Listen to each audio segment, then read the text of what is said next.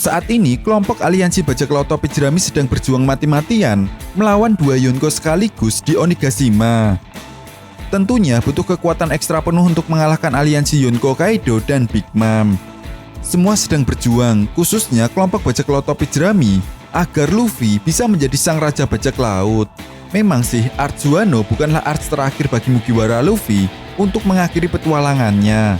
Artinya masih ada musuh yang jauh lebih kuat dari arc Wano ini. Jika Kaido dan Big Mom berhasil tumbang, maka otomatis bajak laut topi jerami sudah selangkah lebih maju untuk mendapatkan harta karun One Piece.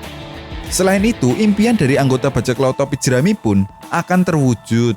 Nah, sosok Roronoa Zoro salah satunya. Zoro yang ingin menjadi pendekar pedang terkuat nomor 1 di dunia One Piece harus mengalahkan kehebatan dari Takanomi Mihawk, di mana saat ini Mihawk lah pemegang gelar pendekar pedang terkuat di dunia One Piece. Meskipun Mihawk adalah pendekar pedang terkuat di dunia One Piece saat ini, tapi menurut Mimin masih ada salah satu anggota dari Gorosei yang akan menjadi lawan terberat Zoro dibandingkan dengan Mihawk. Lalu siapa anggota Gorosei tersebut? Tanpa basa-basi lagi, cekidot.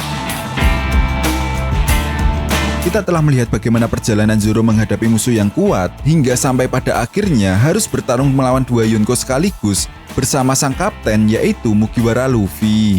Hal ini juga tidak luput dari peran penting Mihawk saat melatih Zoro ketika time skip. Kekuatan Zoro pun tentunya sudah meningkat jauh sebelum dia dilatih oleh Mihawk. Dan Zoro pastinya sudah siap menghadapi karakter pengguna pedang terkuat yang ada di One Piece.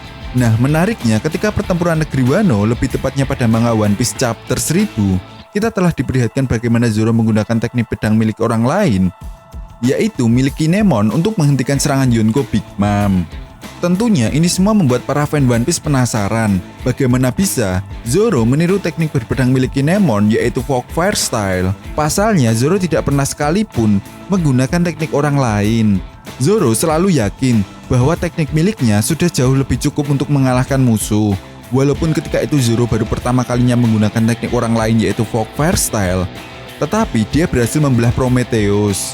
Nah, selain itu ada hal yang unik dari Fog Fire Style. Teknik tersebut mirip sekali dengan teknik Zoro yang bernama Hiryuken atau Flaming Flash. Lantas, bagaimana Zoro bisa menirukan Fog Fire Style, teknik yang menjadi ciri khas Kinemon?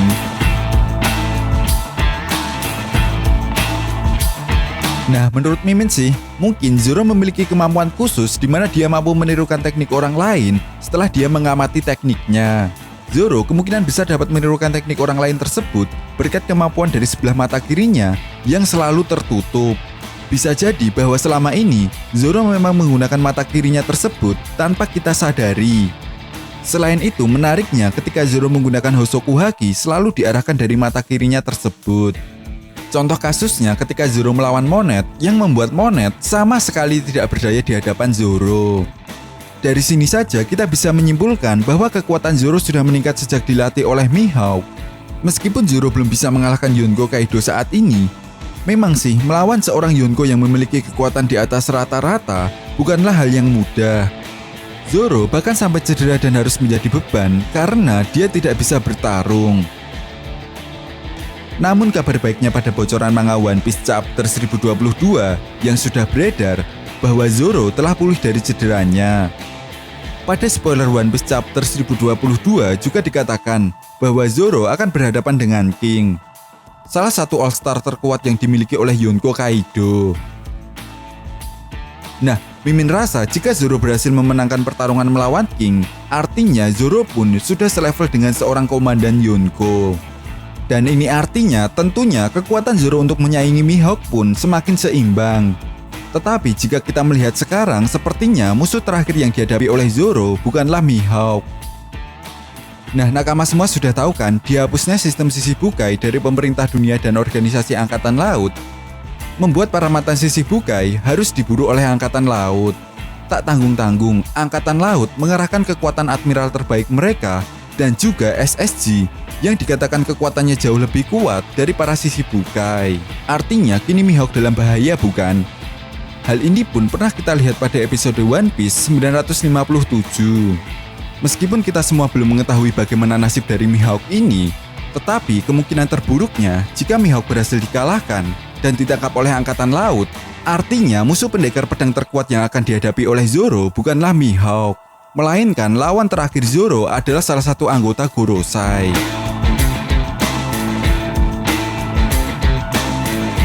Memang sih, sampai sejauh ini sosok anggota Gorosei masih belum diketahui identitasnya dan juga kekuatannya. Tetapi jika kita melihat salah satu anggota Gorosei yang memakai pedang, bisa jadi ini orang yang akan menjadi lawan terberat Zoro. Menariknya sih, Pak Tua ini selalu membawa sebuah pedang di tangannya. Masih belum diketahui jenis pedang tersebut apakah merupakan 12 pedang legendaris atau bukan, tetapi menurut Mimin sih, sekelas petinggi pemerintah dunia, pasti bukanlah orang sembarangan. Jika kita perhatikan, pedang yang dibawa Pak Tua ini sangat mirip sekali dengan pedang Sodai Kitetsu.